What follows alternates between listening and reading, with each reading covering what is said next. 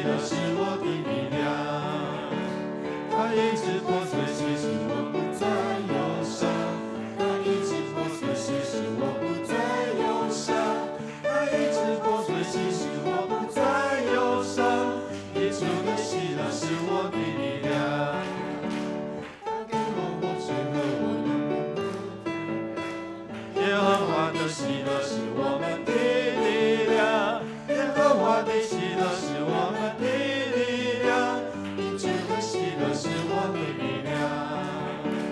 他给我活水和我永远不再渴。他给我活水和我永远不再渴。他给我活水和我永远不再渴。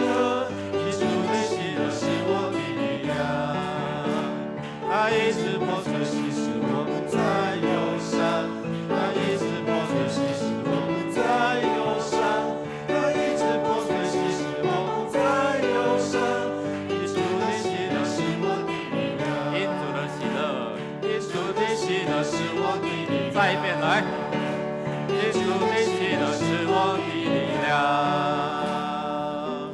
我们一起来赞美祷告啊！我们认罪悔改，来到主的面前。我们用主的话一起来宣告说：耶和华，愿你因你自己的能力显为至高，这样我们就唱诗歌颂你的大能。我要将你的名传于我的弟兄，在会中我要赞美你，拯救我们的神啊！求你以你名的荣耀帮助我们，为你名的缘故搭救我们，赦免我们的罪。我们一起开口来感谢主，在过去的年日保守看顾啊，特别是最近啊，我们90对不对？90嘛，90了哦，然后我们盼望连续已经有1个多月本土没有病例哦，那求神继续保守看顾。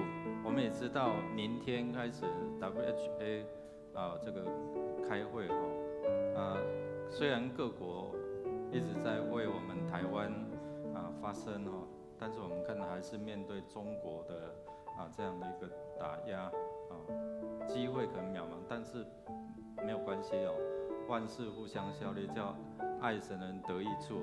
我们开口来感谢，也承认我们的软弱，我们一起用祷告来到神的面前，献上感谢，开口来祷告。主，我们要来开口赞美你，主你是我们的神，主你为你的慈悲，因为你为我们主，我们赞美敬拜你。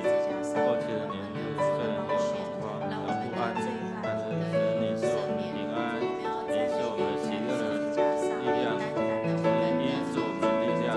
主，谢谢你，感谢赞美你，让我们在你面前敬拜。主，你的恩典慈爱向我们来显明，赞美你，哈利路亚，荣耀你。主，谢谢你，因你的慈爱到永恒。主，你的大能帮助我们脱离罪恶的权势。主，让我们能够坦然无惧来到你施恩的宝座面前，为要得着你的怜悯。主，求你除去我们一切过犯，能够让我们自由的来到你的面前，大大张口，你就大大充满。过去的年日你保守，将来的年日求你继续引导看顾，垂听我们的祷告，靠耶稣基督得胜的名求 ，Amen。弟兄姐妹，请坐。我们要为我们的国家、为我们城市来祷告，用主的话一起宣告说：耶和华，认识你名的人要依靠你，因你没有离弃寻求你的人，应当歌颂居锡安的耶和华，将他所行的传扬在众民中。我们一起要为我们国家、城市来祷告。有新的内阁，稍微有一些的改组哦。那我们大概520总统、副总统就要就任台海的局势哦。因为他现在忙着防疫哦，但是还是蠢蠢欲动哦。所以我们为了我们国家的安全哦，总统府也被害到那个电脑啦、发假公文等等这一些哦，那我们看见哦这些黑暗权势无所不在，我们也恳求主帮助我们执政掌权的能够敬畏上帝哦，行公义、好怜悯、存谦卑的心，与神同行。我们也为着这块土地虽然连续的零确诊，但是我们不松懈。我们为了我们弟兄姐妹，还有我们的国民这块土地成为一个盼望、喜乐之地平安之地。我们开口来祷告，我们开口来守望这块土地，捆绑空中一切黑暗的权势，离开这地，还有这地的百姓。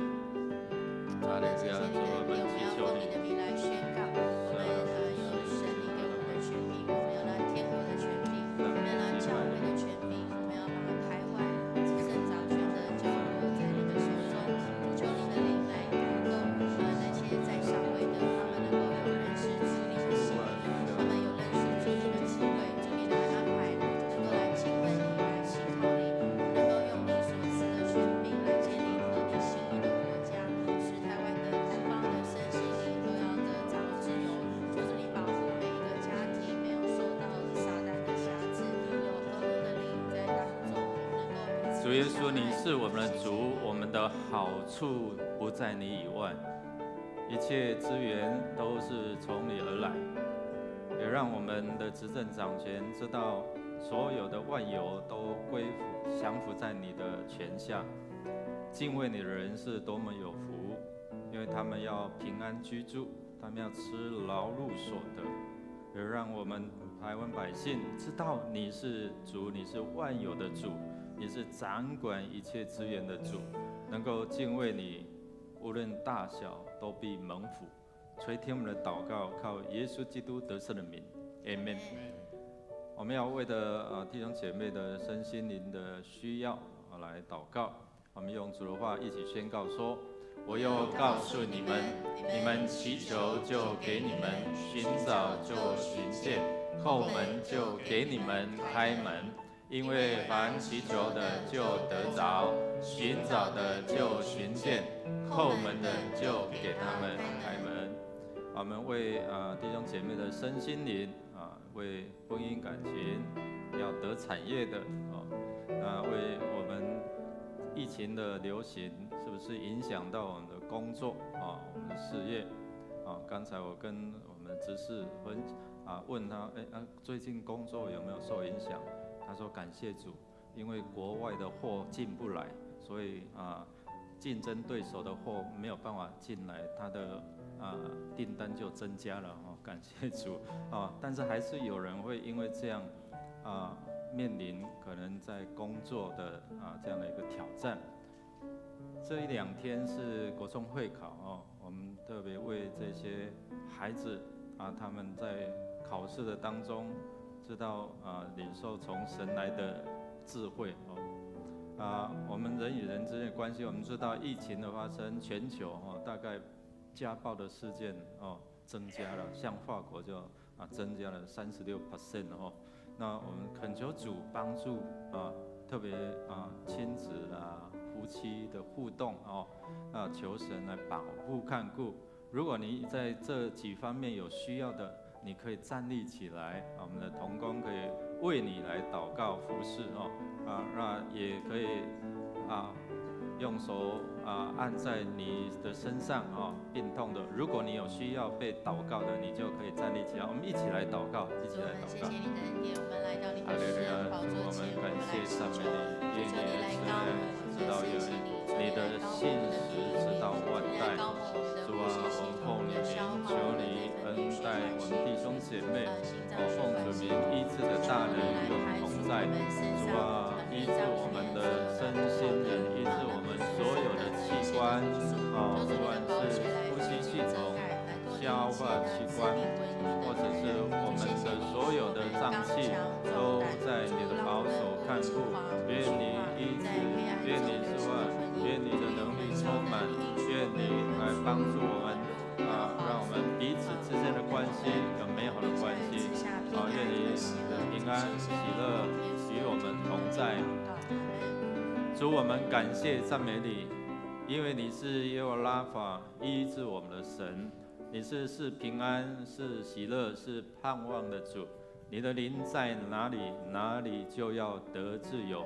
主啊，你的灵使我们内心可以舒畅，让我们有平安，有盼望。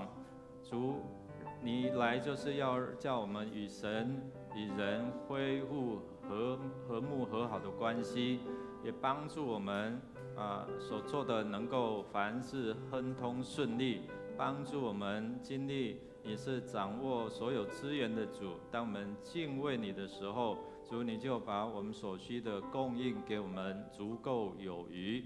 祷告靠耶稣基督得胜的名求 ，Amen。最后，我们要为的主日来守望祷告。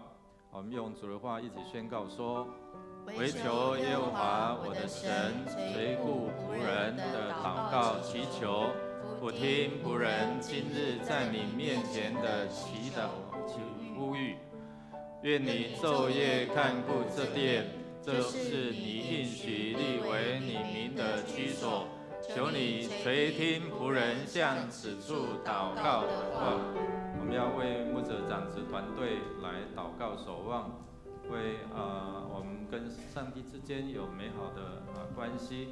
那今天也是纪念13神学院的纪念主日，保守看顾全体师生，特别在他们的经会上神供应充足。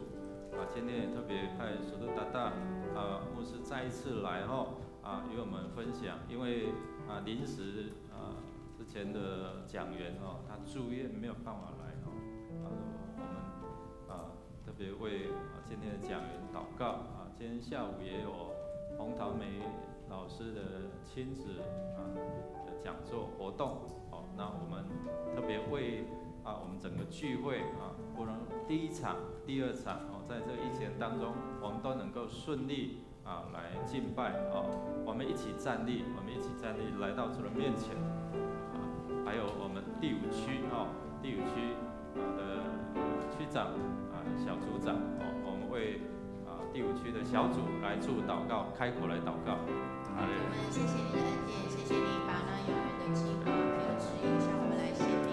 主，谢谢你把那历史历代所隐藏的奥秘启示给我们的教会。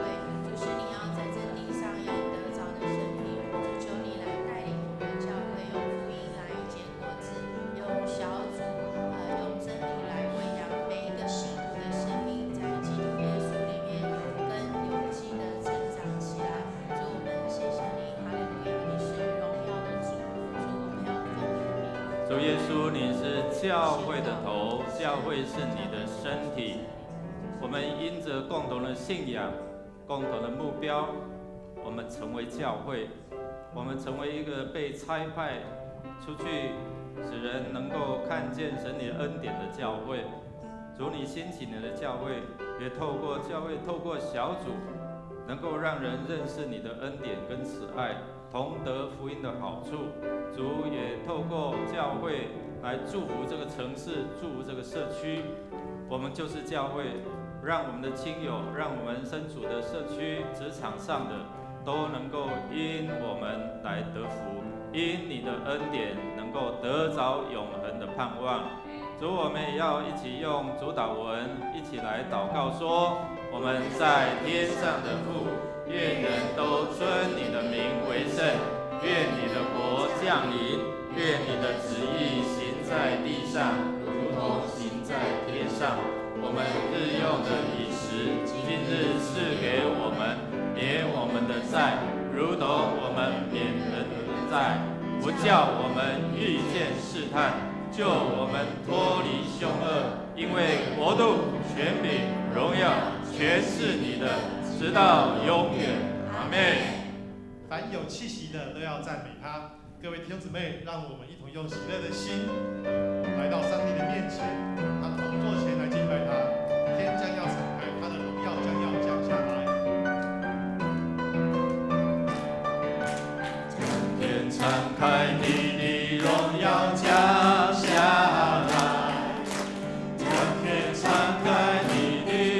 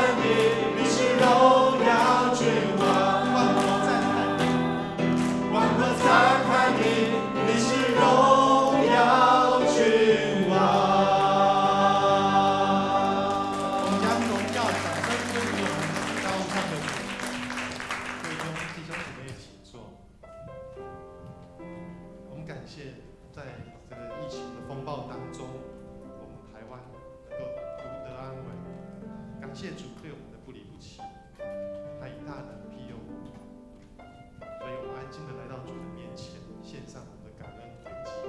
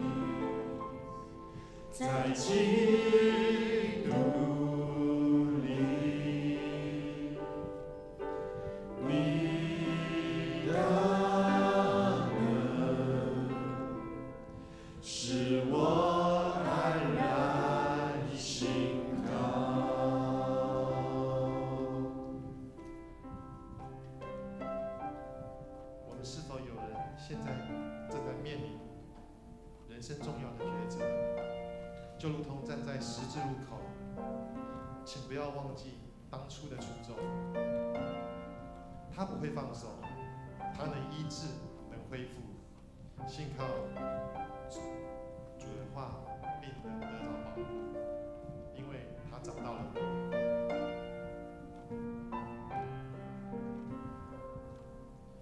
当你找到我，在生命十字路口，你靠近我，你拥抱我，从此你不放手。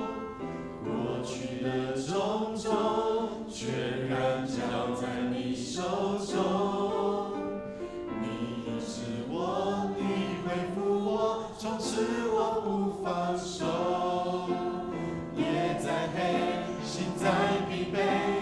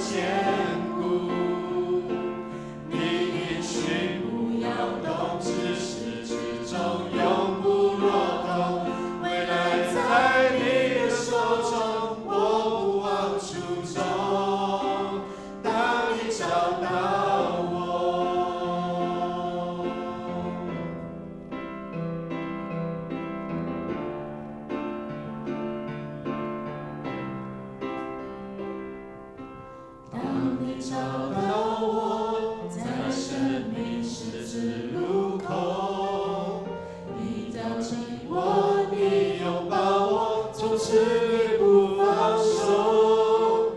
过去的种种，全然交在你手中。你医治我，你恢复我，从此我不放手。夜再黑，心再疲惫，我仰望你至深容颜，我已决定永不后退。你作为何等荣美，你大能在我心间，我愿一生紧紧跟随。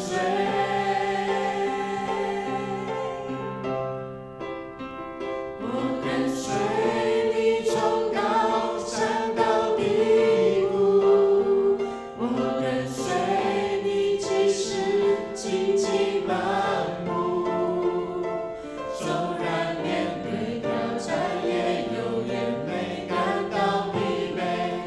我要挣脱谄媚，永远不后悔。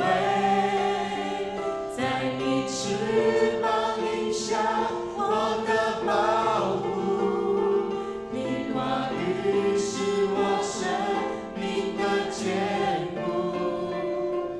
你应许不要动，至始至终永不落空。未来在你的手中，我不忘初衷。在你翅膀荫下，我的保护，你话语是我生命的坚固。你应许不要动，至始至终永不落空。未来在你的手中，我不忘初衷。当你找到我。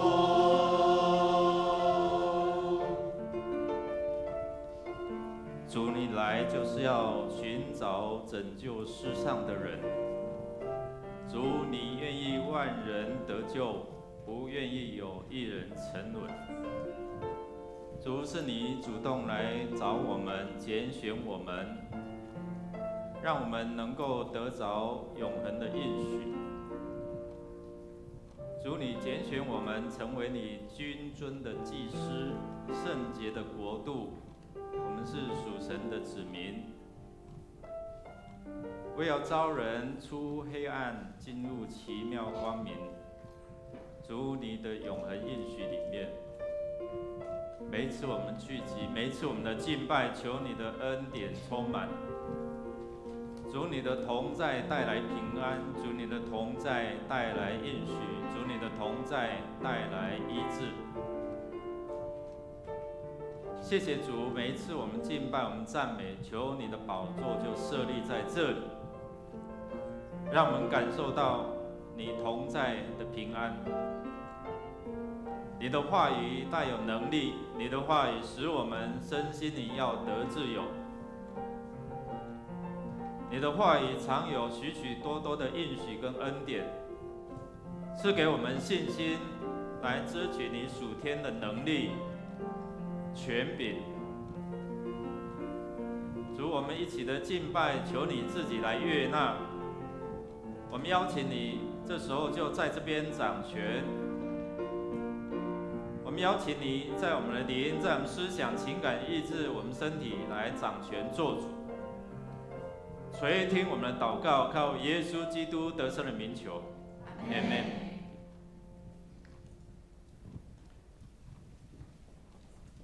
我们来欢迎第一次在我们当中一同敬拜的弟兄姐妹，不知道有没有第一次啊？有没有一同敬拜的弟兄姐妹？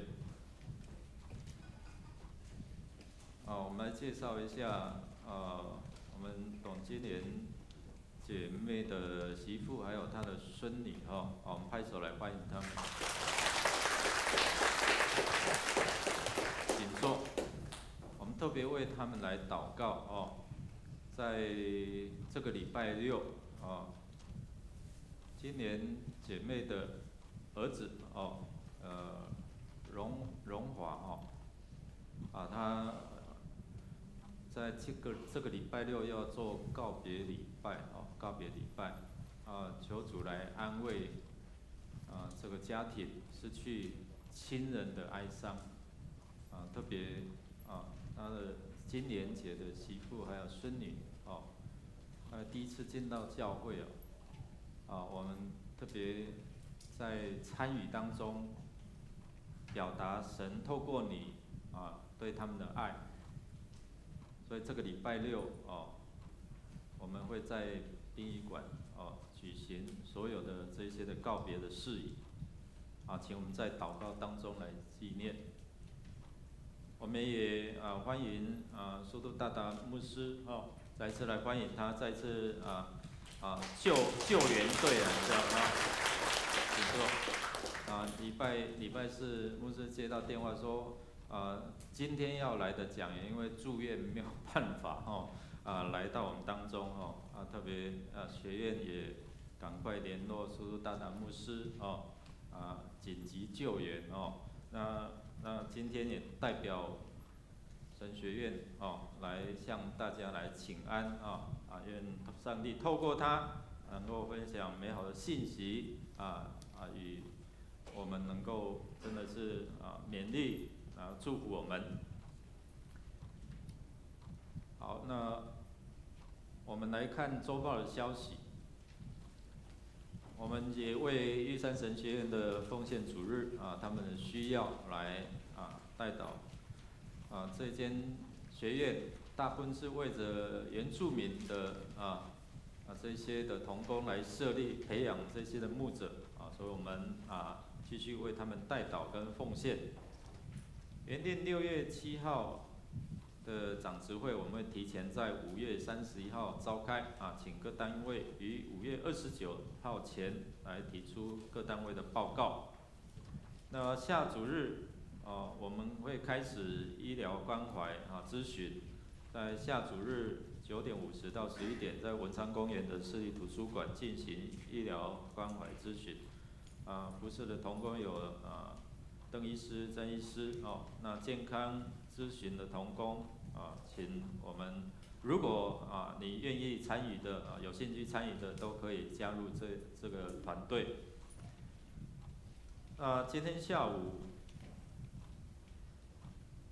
12点半12点半到2点有洪桃梅老师的透过游戏提升亲子关系的活动我们欢迎我们当中如果有小朋友的家长可以带你的孩子一起来参加。好消息是我们的关怀据点市政府已经来文，从6月1号开始早上9点到下午4点有开始服务，请各位志工学员加入防疫的新生活我们一起关在家里太久了这些长者都蠢蠢欲动平常就有时候就会求救来到教会，你知道吗？所以这个是好消息。那我们特别为整个这个据点的事工开始进行一切能够顺利。肢体的消息刚才报告董金莲的姐妹的长子蓝荣华弟兄在5月9号蒙主恩召，享年53岁。那会在5月21号，就这个礼拜四的晚上8点，在住家荣华街33巷4弄11号举行家庭安慰礼拜。5月23号这个礼拜六早上9点，会在桃园市立殡仪馆的思源厅举行入殓礼拜。9点半告别礼拜，11点火化礼拜，下午2点会在鼎福林园举行安放礼拜，愿主来安慰这些遗族与神与他们同在。那在这个礼拜三第三组徐思旺老师的父亲徐洪模弟兄会在这礼拜三早上8点于台北第2殡仪馆至真2厅举行告别礼拜，愿主安慰遗族因为他父亲是在士林教会，所以由士林教会来主办那我们在祷告当中来纪念我们也恭喜第九组的林新人弟兄杨淑娟姐妹他们夫妇在5月8号顺利生产喜获宝贝千金那其他的，请我们就自己来看愿神的恩典慈爱与我们同在。我们来看今天的金句，我们一起来念2遍。所以我告诉你们，凡是你们所祷告和祈求的，当相信已经得着了，这样事情就将为你们成就。马可福音11章24节再次。所以我告诉你们，凡是你们所祷告祈求的，当相信已经得着了，这样事情就当为你们成就。马可福音11章24节，我们预备心来奉献。奉献是基督徒感恩的表现，是出于甘心乐意。如果你不明白奉献的意义，你不用勉强，你用祷告来表达你的感恩。我们用这首诗歌来回应主的恩典。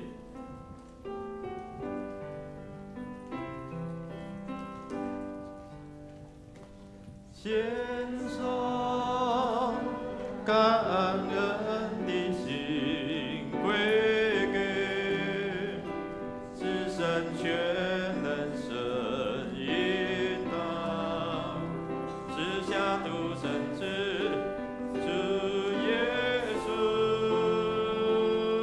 基督，献上感恩的心归给至神全能神引导，直下独生子主耶稣基督，一起站立。如今软弱者已得刚强，贫穷者已撑不住，都因为主已成就了大事。如今软弱者已得刚强，贫穷者已撑不住，都因为主已成就了大事。感恩，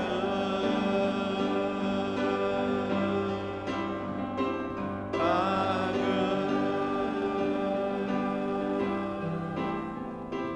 感恩。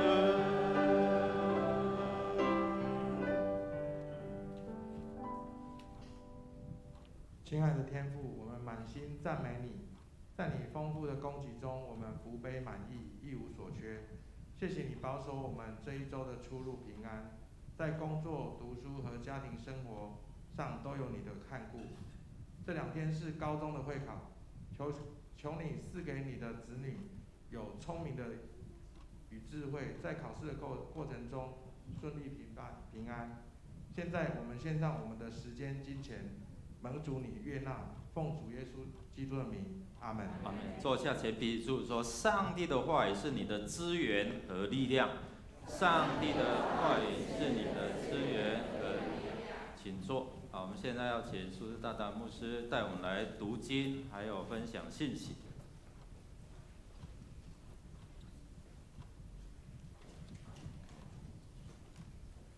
现在。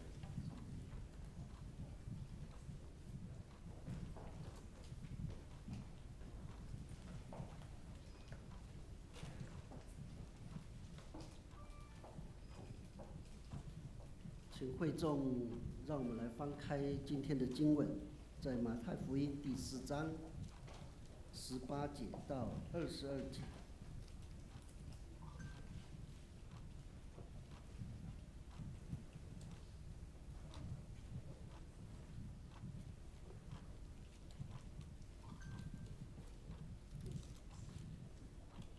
第4章18节到22节。如果翻到了，我们一起来攻读上帝的话。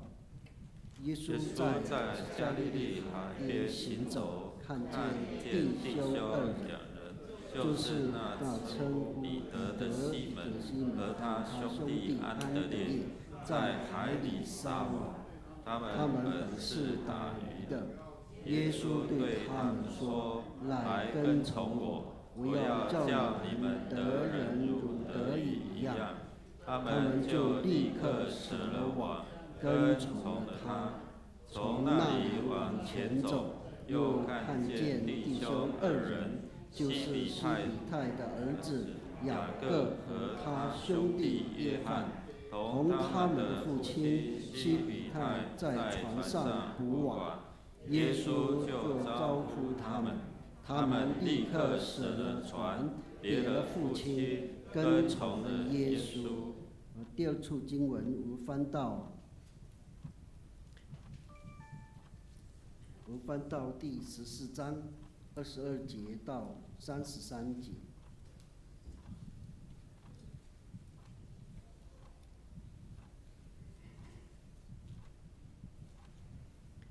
我们若翻到了第14章22节到33节，让我们来一起攻读。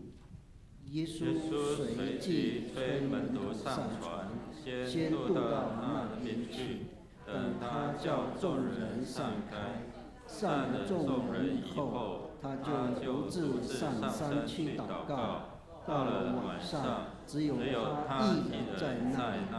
那时船在海中，因风不顺，被浪摇撼。夜里是今天，耶稣在海面上走，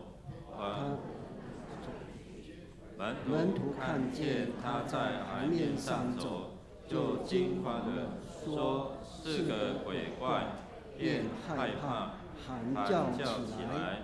耶稣连忙对他们说：“你们放心，是我，不要怕。”彼得说：“主，如果是你，请叫我从水面上走到你那里去。”耶稣说：“你来吧。”彼得就从船上下去，在水面上走，要到耶稣那里去。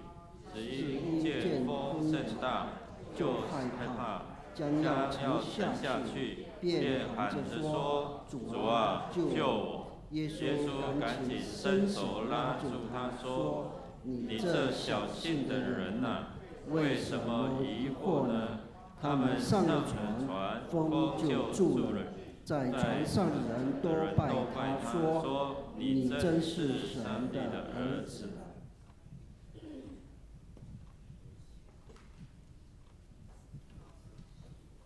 敬爱的弟兄姐妹，大家早安。早。为30学院的奉献主日，再一次跟大家一起来这里敬拜我们的上帝，也在这里来共同分享、共同学习上帝生命的话语。对我来讲，是一件很光荣的事。今天我跟大家针对这2条经文，是耶稣对我们有信心为题来跟大家来分享今天的信息。我们都知道这段经文，我们都非常的熟悉。我们也相信，在讲堂上面也听到不少的牧师来传讲这样的信息。然而这一次，我也很愿意用这样的经文，用这样的主题，跟大家来分享上帝在我们生命当中所经历的事。如何经历上帝的救恩？如何了解上帝的爱？我们可以从彼得他的生命历程，彼得的信仰生命来一起来思考。因为今天的主角就是他。耶稣相信彼得，虽然彼得不是所谓的高学历的人，也不是所谓有能力的人，甚至是年壮而且是聪明的人。然而耶稣相信彼得，他会完成耶稣所赋予给他的传福音的使命。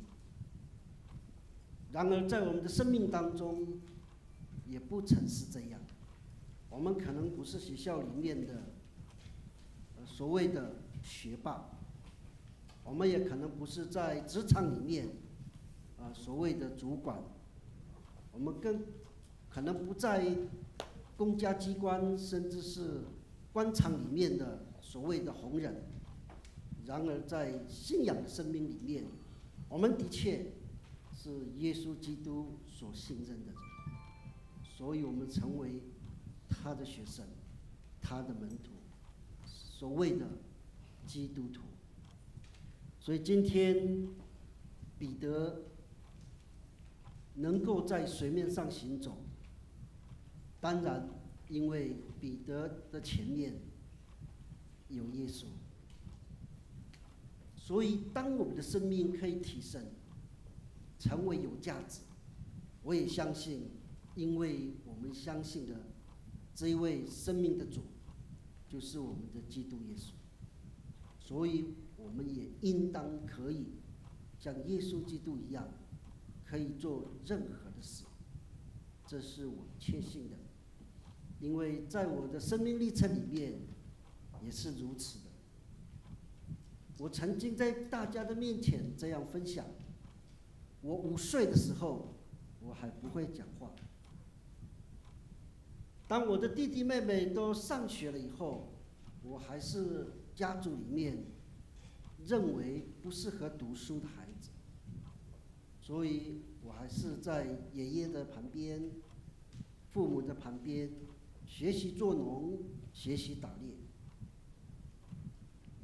然而因为有耶稣，我也没有办法解释，我今天可以用我最软弱的嘴巴，而且最不会说话的嘴巴，可以成为是我的职业。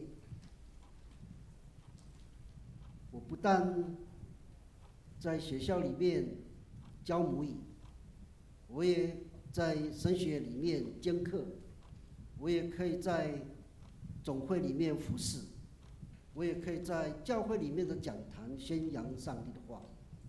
我更在所有的朋友的聚会当中，非常骄傲的来宣扬这一位基督耶稣。这不是因为我有多大的能力，我有多好的成就，我有多高的学历，甚至我是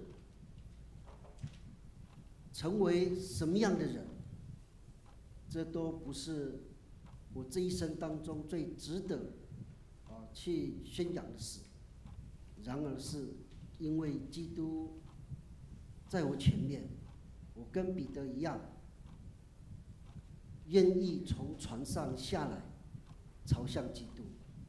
当然，朝向基督的过程，当然有跌倒的时候，当然有不顺遂的时候，当然有绝望的时候。然而，我知道，我可以跟彼得一样，在耶稣基督在水面上行走的时候，我也下船去走这一趟路。今天我也愿意用这样的心情跟大家去分享，我们每一个人的生命都是如此的。无论我们现在的生命光景是在你人生当中的低谷，甚至是在人生当中的最高峰，然而切记，前面有耶稣基督一起跟我们行走，我们不怕来走这一趟路。耶稣基督只要求我们一件事，就是传他的福音，传上帝国的福音。耶稣基督没有要求我们得着世上的荣华富贵，也得着世上的高官厚禄。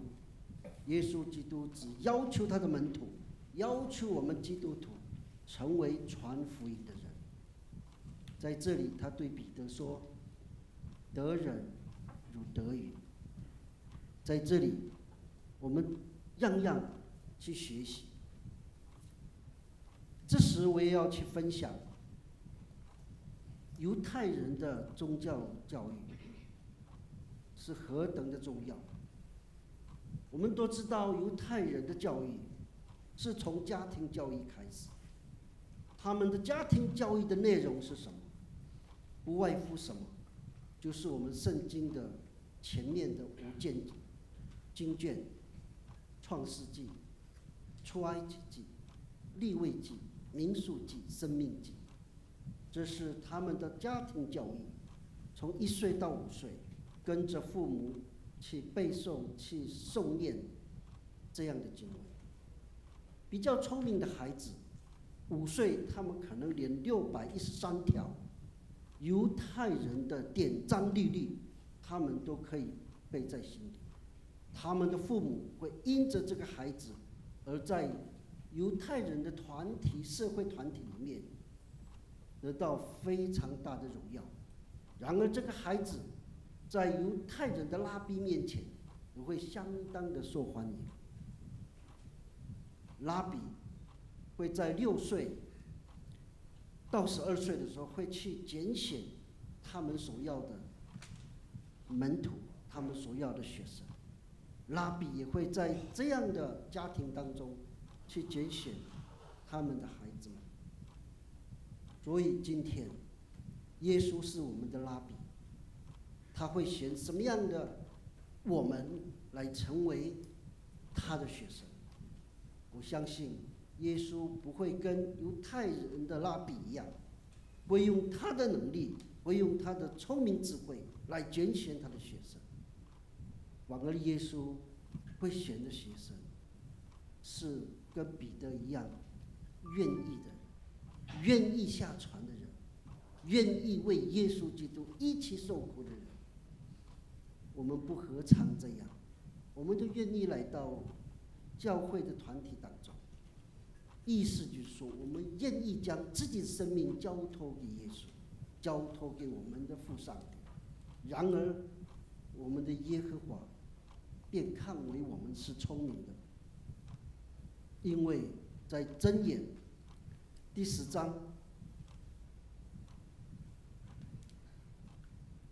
章就有讲到，耶和华是第9章第10节有讲到，敬畏耶和华是智慧的开端，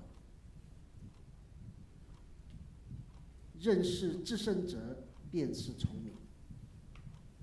亲爱的弟兄，耶稣基督在我们的面前，寻求的是愿意下船的人，如彼得一般；寻求的是像我们这样愿意下来的人。然而，我们的教会长久以来对一三神学院名不经传的学校，在这里付出了多年，你们都愿意跟彼得一样下船，跟这样的一个学校，无论是人才、经费都非常短缺的学校，一起来走这一趟路，走这个水面。我相信耶稣基督在我们的面前，我们不至于缺乏，我们也不至于惊慌。虽然碰到武汉的病情，我相信耶稣的学校永远屹立在东部的池潭边跟小山丘上，继续的为上帝的福音在那里装备他的仆人。我很荣幸，也是在那一所名不经传的学校受造就，成为现在的我。让我们一起来努力，也让我们再次来成为这一所学校一直在后面支持、祷告以及帮助的那一双耶稣拉起彼得的手的那一只手，伸出手拉住彼得，也让我们的关系成为耶稣基督上了船以后封住停住了，更让我们所有的关系成为我们自己让上帝跟耶稣基督信任相信的人。因为我今天的主题非常明确告诉大家，是耶稣对我们有信心。因为在经文里面有非常多的这样的例子告诉我们，不是我们在拣选上帝，而是上帝在拣选我们。然后我们可以在约翰福音第15章16节，耶稣基督这样说：不是你们拣选我，而是我拣选你们，来造就你们，让你们结果子，还让你们的果子可以结果丰盛。用你们的名，无论你们对父求什么，他必应允我们。亲爱的弟兄姐妹，我们可以感受到我们的生命因着基督而有价值，我们的生命，我们所有的见证因着基督的圣功而成为无限的注意，无限的帮助。因为虽然我们感受不到，然而这样的帮助，这样的结果是丰盛有余的，这是我常常感受到的。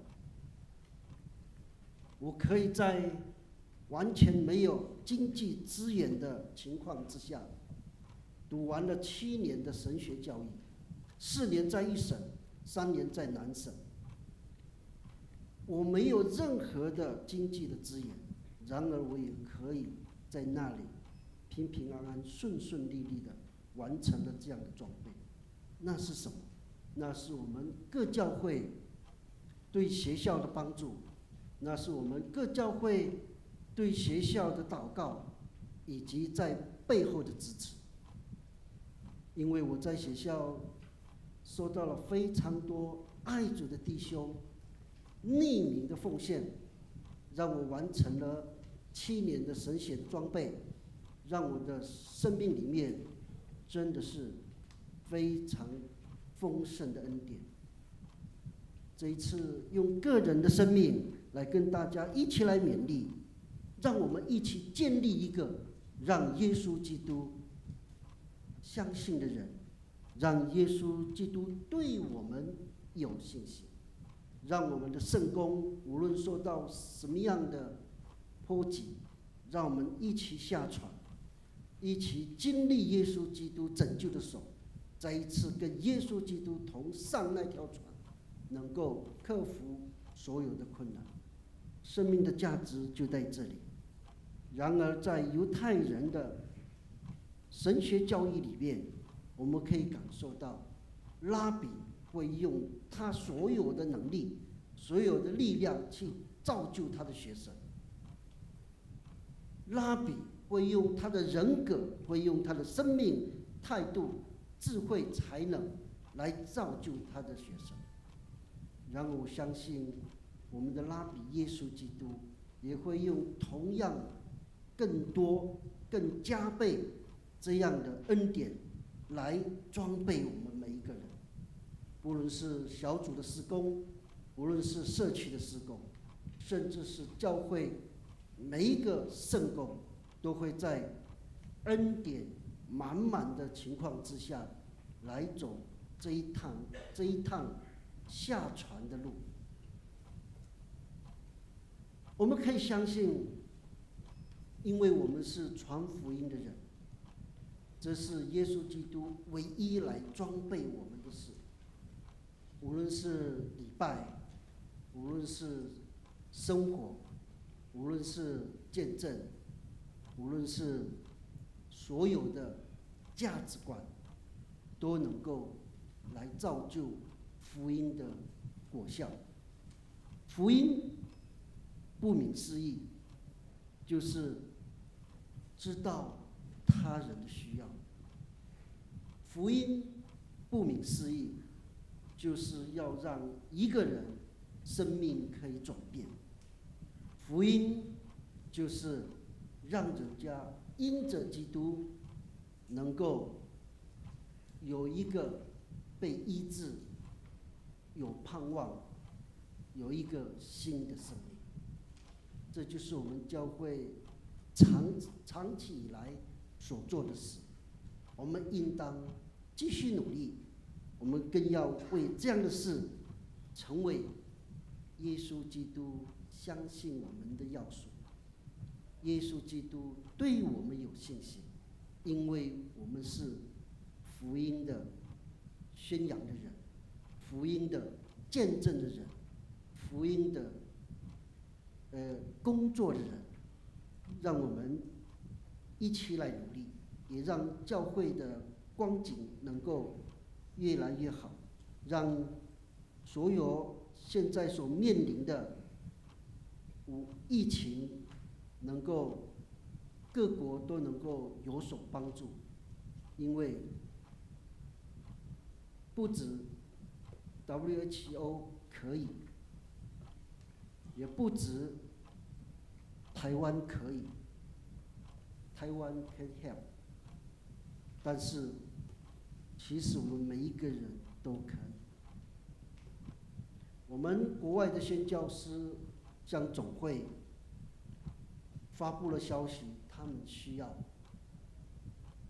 我们也透过我们的政府将他们的需要尽力的去满足。所以我相信下船是必要的，然而我们也要尽力去克服我们的软弱，经历耶稣基督拯救的手，让我们一起成为耶稣基督祝福的生命，让耶稣基督对我们有信心，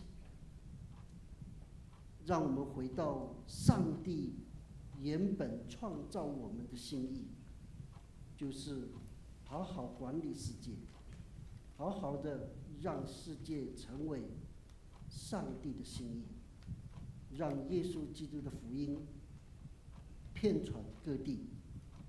不止在疫情里面，不止 WHO 可以，台湾也可以，我们每一个人都可以。让我们用回应诗来回应上帝的话。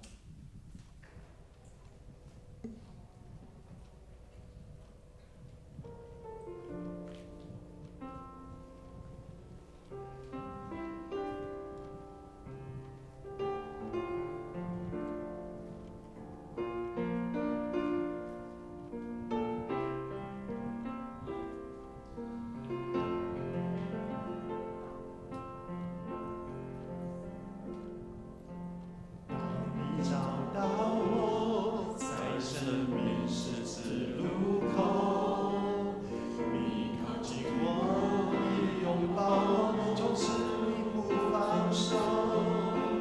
过去的种种，全然交在你手中。你医治我，你恢复我，从此我不放手。夜再黑，心再疲惫，我仰望你赤身容颜，我已决定永不后退。你作为何等荣美，你他们在我心间，我愿一生紧紧跟随。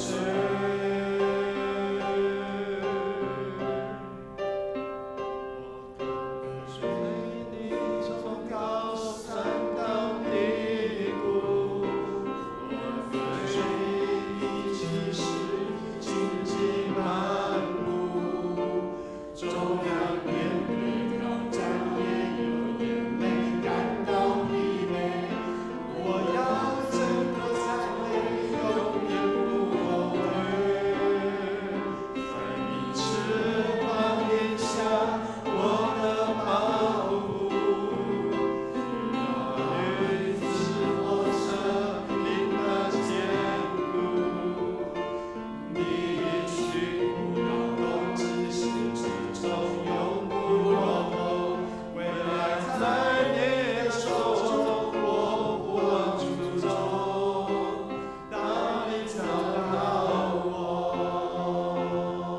会众起立。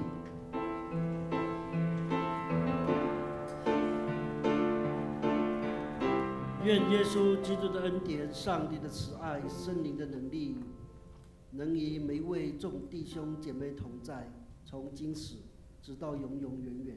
阿们。